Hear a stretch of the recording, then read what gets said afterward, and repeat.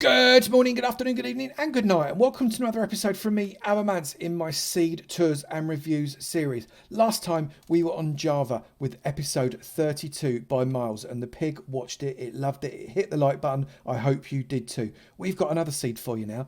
Let's crack on. Yes, and we are going Bedrock today. This is the seed. Put it in the world name. So you've got to make sure with Bedrock, you've got to put it in the seed. See, I'm understanding Bedrock. I'm a king of Bedrock. I'm telling you that for nothing. I've got all my other settings all ready to go. And now we just have to create this new world. What's going to be on the other side of this button for us, I wonder? Well, I am standing in what appears to be a bit of a forest. So what I'm going to do is I'm just going to get... Oh, I was just going to pick up the wood, but this is the one thing about Bedrock I don't get. Right, stone. I need a stone block. There we go, stone block. Why is it giving me 64 blocks? I've got no blooming idea. But let's get myself a tower coming up here. So I'm on top of my stone podium. The sun is rising over there. Well, it's not rising because I've frozen it, so I don't know which way is east. But the sun is rising over there. So that is east, which makes this way utterly and completely north. So what have we got? Just having a quick scan around. We've got a great biome diversity, which is really important. I recently did a Twitter poll asking what was the most important things about a new Minecraft seed. Things like biome diversity, structures close by that you can farm, whether it looks pretty or whether you just do random. And without question, by a massive margin of about 60%, the winner was biome diversity. So we have got a cracker here. Over there we've got the savannah, we've got this huge desert we'll talk about. We're in the plains area here.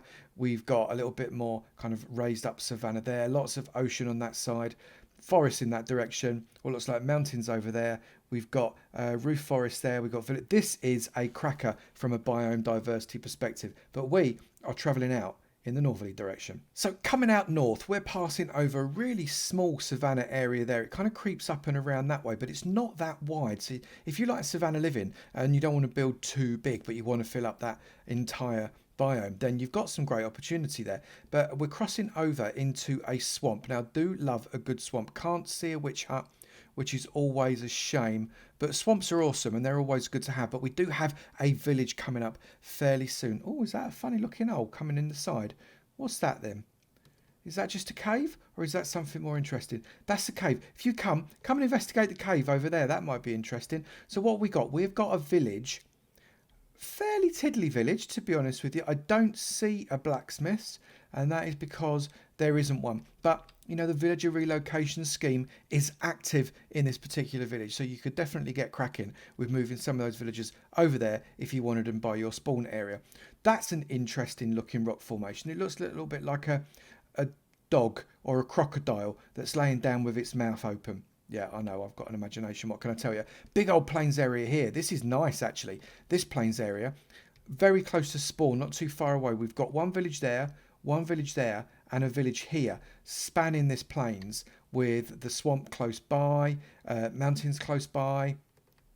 Definitely, this is a nice area to be building in, and I recommend that on 120 minus 1,000, this has to be a really great candidate for your Minecraft city, I would say. Right, where's the sun? Let's carry on in this direction, because this is a village. This village doesn't look like it's got a blacksmith's either, but even so, being right close to this area where you're going to build could be quite handy. Now, I have it on good authority from this chap here. It was you, wasn't it? Say yes. Is that there is something very interesting underneath the... You're really freaking me out now, you two. That don't work for me. Right, so I'm going to jump myself down this hole and see what's there. Yeah, it's only the blooming Stronghold right underneath that village, and it is so close. Coming out a little bit further north, and we have started to get a plethora of life. Now, another village, what is this, village 5, I think, something crazy like that. So plenty more people with its iron golem going mad over there. We've got another desert village just over there that's got its towers. Now, remember, desert villages with towers, oh, not just one, but two. Desert villages with towers are really useful to kick off raids because you can sit on top of those towers and just literally flick off the raiders. Oh, there's 3! Flick off the raiders at a moment's notice, so they can't actually get you. So that's properly hilarious. We've also got a desert temple just down there. In fact, 2 desert temples. Look at that. One there with a village in the middle. That's quite handy, isn't it? Goodness me, where are we? We're only at 2,000 blocks out. This is a decent seed. We've only gone in one direction. Back at our post, and we are heading east. We know it's east because the sun is rising in the... Well, it's not rising, like I said earlier. We've just stuck it there for lulz. But it's rising in the east. And as we come over in this direction, you can see we're going over this little end of the savannah, which is the other end of the one that we had over there. So if you wanted a nice long town with a little bit of birch forest in the middle, this is your fella. There is a nice open plains with very little on it that you would need to dig out. In fact, this is beautifully flat. Look at this. Almost no terraforming required if you wanted to do something on this plains. This is really, really nice. I like that a really lot. What is in this direction? Now, it looks like the easterly direction is primarily ocean. We've got quite a lot of jutting out bits into the ocean, little tiny islands. Savannah's popular. Dark oak is popular. But in reality, it's really mostly big blue. But you can see just coming into view over here, we've got an ice ocean, a frozen ocean. Oh, looks like we've got a little temple underneath there as well. That's not a monument, is it? That's just one of those ocean ruins. But what we have got is a really small frozen ocean. Bring your silk touch pick and you're going to be away getting plenty of ice for doing your nether tunnels and stuffs like that. That's quite good. How on earth that ice hasn't melted being so close to land, I will never know.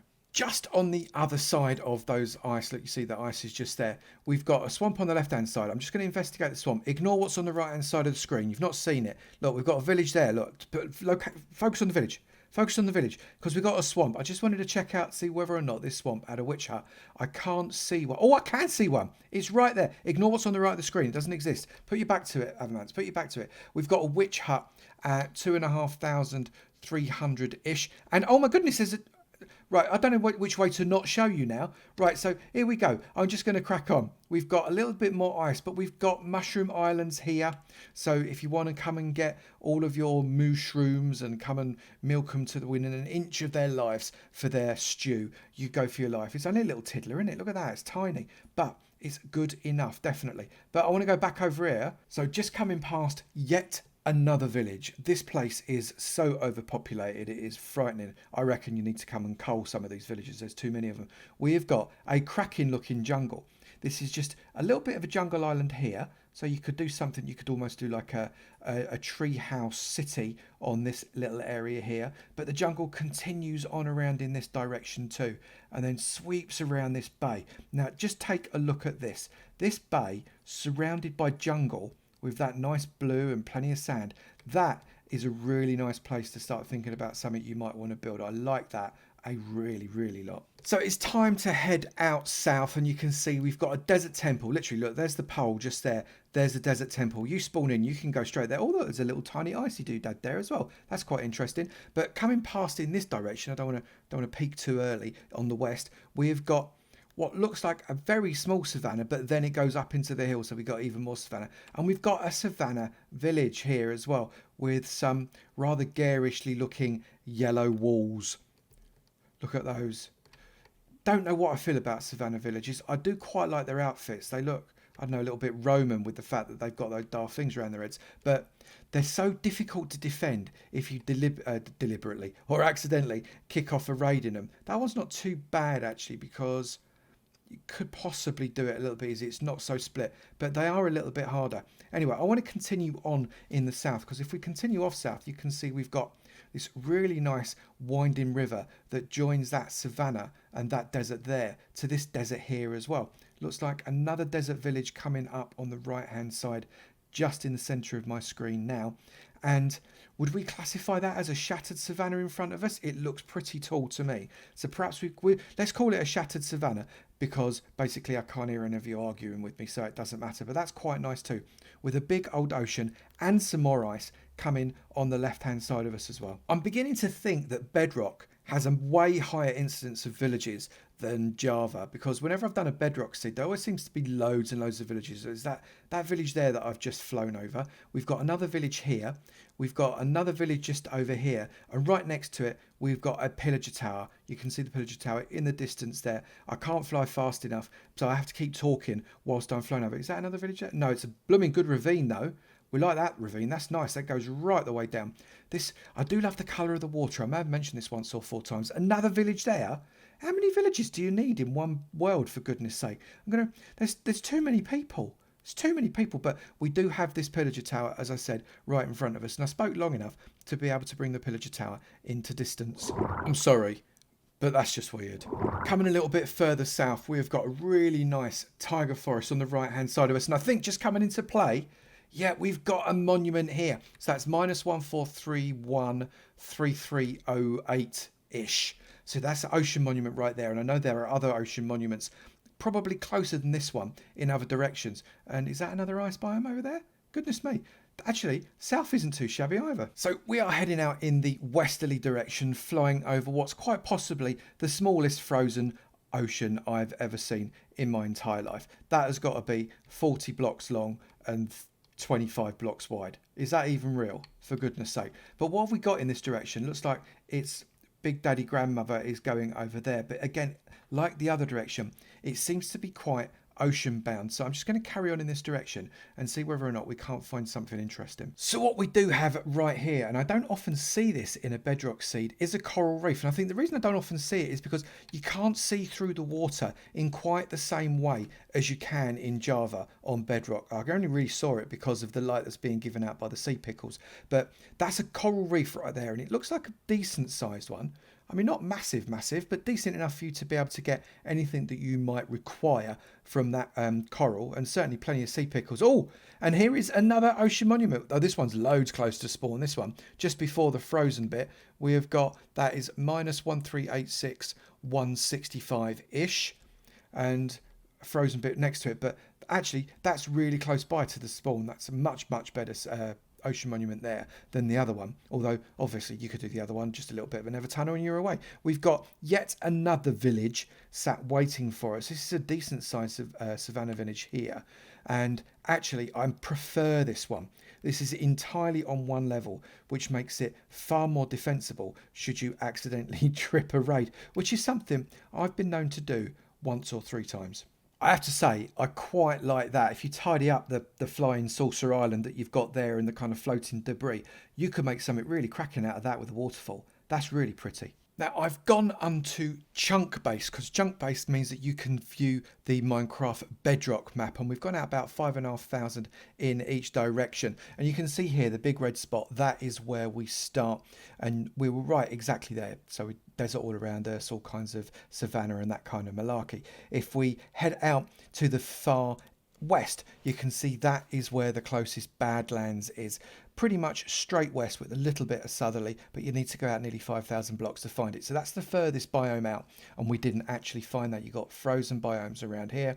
That's that little mushroom island that we found. Looks a little bit like an upside down scorpion, but well, you know, it's pretty much everything you would expect, you know, swamps, etc. It is a nice map. You've got enough ocean to make it interesting, a big strip of ocean here, and plenty of desert, very deserty in fact. So I've done a quick slash locate just to find out where some of the closest stuff is, and the nearest ocean monument is 1176 1256. Was that the one that we were at just a minute ago? Don't think it was, but that's the closest one. Nearest shipwreck is just literally over there in the ocean. I didn't see it, but it's just over there. The Stronghold is 210 -1118, and I'm pretty sure that is the one that we saw when we went under the village. The nearest mansion is quite a long way away. It's like -12,500, 11,000. So that is quite a trot. And because I can't go into spectator mode, I can't look for mineshafts the way I can in Java. But the nearest mineshaft is, unsurprisingly, pretty much just underneath our feet. And I have it on very good authority that if you go into the mineshaft just underneath us, there is not 1, not 2, not 3, but 7 spawners close by, really close together, not necessarily to make a 7 spawner farm, but 7 spawners really close together. And there is a triple spawner at 170 -134 at a Y value of 20. So you go and crack that one out. Time to get a little interdimensional. So I'm just going to flick on this portal. We're right next to our thing, and let's see what we've got inside here, because I'm really interested to find out what is going on in the nether in this particular world. So looking around, we are relatively enclosed. We're not entirely safe from ghast. As you can see, one's just popped up there. Oh, and another one's just popped up there as well. But we're not we're not going to have to worry too much about things like lava falling on our heads because it is safe enough. These guys really want to party, don't they? Oh my goodness. Right, so let's just have a little bit of a mosey around because you've got really easy travel from here in a number of different directions. You could go out that way, you could go out this way, you can go out that way.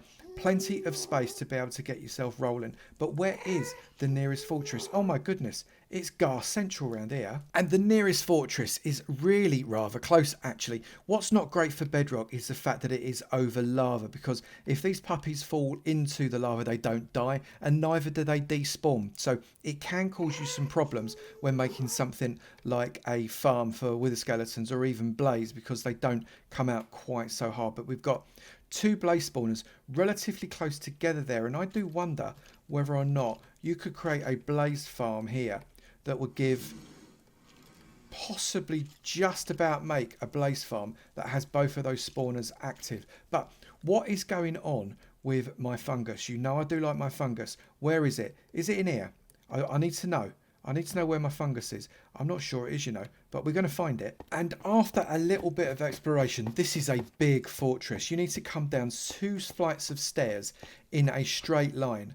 And that blaze won't necessarily be there, don't panic. And you find the fungus room. I do love to find these things. It's one of the only reasons why I come to a fortress, frankly, because I do like to make a potion or 4. Now, I really quite like this seed, primarily because the biome diversity is brilliant. You've got pretty much every biome you could need within about 2,000 blocks. That includes jungle, it includes frozen oceans, it includes coral reefs, it includes all of the other standard ones. And apart from the mansion, you've got all of your farming buildings pretty close by too. The mansion is a bit of a trot, but you know what? That is not unusual. The fortress is close. You've got all kinds of spawners under your feet. What a cracking bedrock seed this is. So I'm saying thank you very much to Robert Mackenzie. Let me just get a bit closer there, Rob.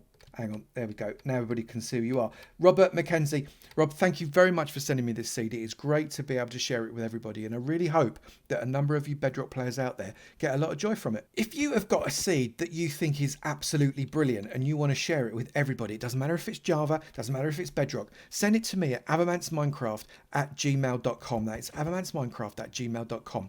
And let me know what's so great about it. Why is it good? Give me some coordinates of some fantastic stuffs. I'd be really very interested to find out what you had, and then perhaps I can share it with the world. Now, don't forget, I have had about 500 seeds so far, so if I don't do it the week after you send it to me, don't get all grotty with me. I am working through a list. God love you. If you have enjoyed this video, please do remember to slap that like button. It'd be great to know you're enjoying it, and I will keep on making it. Also, if you've not done it already, please do hit that subscribe button. It'd be great to see you in my sub club, and I look forward to seeing you in another video. You take it easy now. Bye.